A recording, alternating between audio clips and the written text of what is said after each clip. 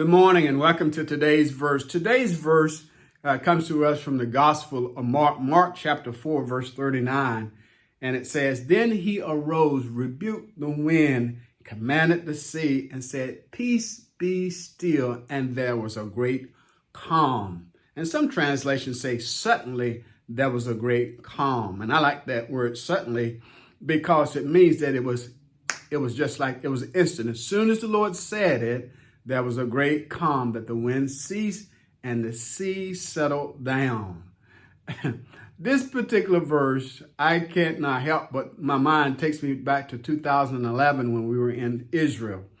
And we were out on the Sea of Galilee, and they showed us these little old ancient fishing boats. And so we went out on one of these boats. And so our tour guide during that time had someone to read this particular story. And as they were reading it, it was a clear day. All of a sudden, it just started raining and we got wet. And I thought to myself, Lord, you really have a sense of humor. But anyway, back to the story. The disciples here, during this particular time, the Lord had commanded them at the end of a long day of preaching and teaching to get in the boat, go to the other side. And they get in the boat, go to the other side, and this great tempest, this great storm comes up. And the Lord is in the stern of the boat. In the back of the boat, he's sleeping on a pillow. He's taking his rest. He needed some rest.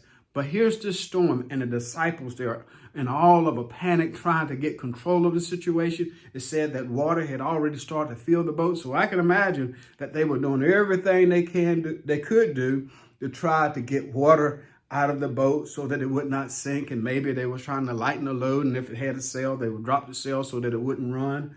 But everything that they tried to do failed.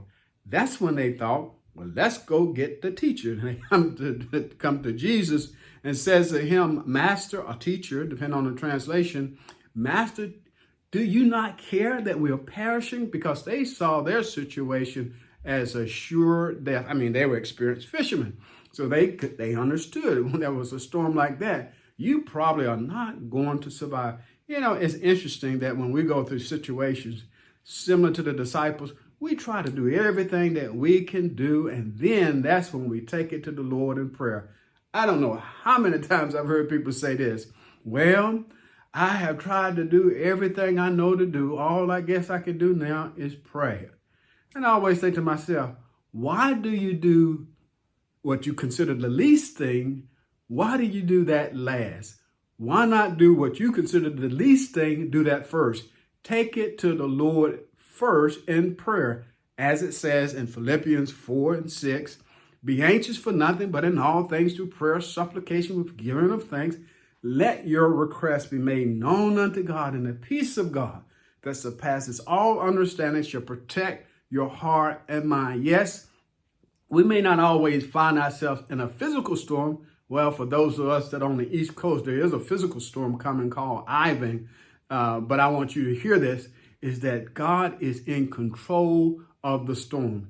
Jesus, when he spoke to the storm and suddenly there was a calm, there was a great calm, it showed the disciples that he's different.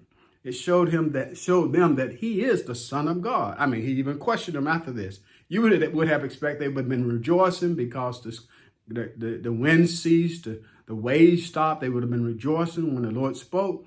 But no, it says that great fear came upon them. I think they were even more afraid of what happened after the storm, because this man, their teacher, had got up and done something that no man could do.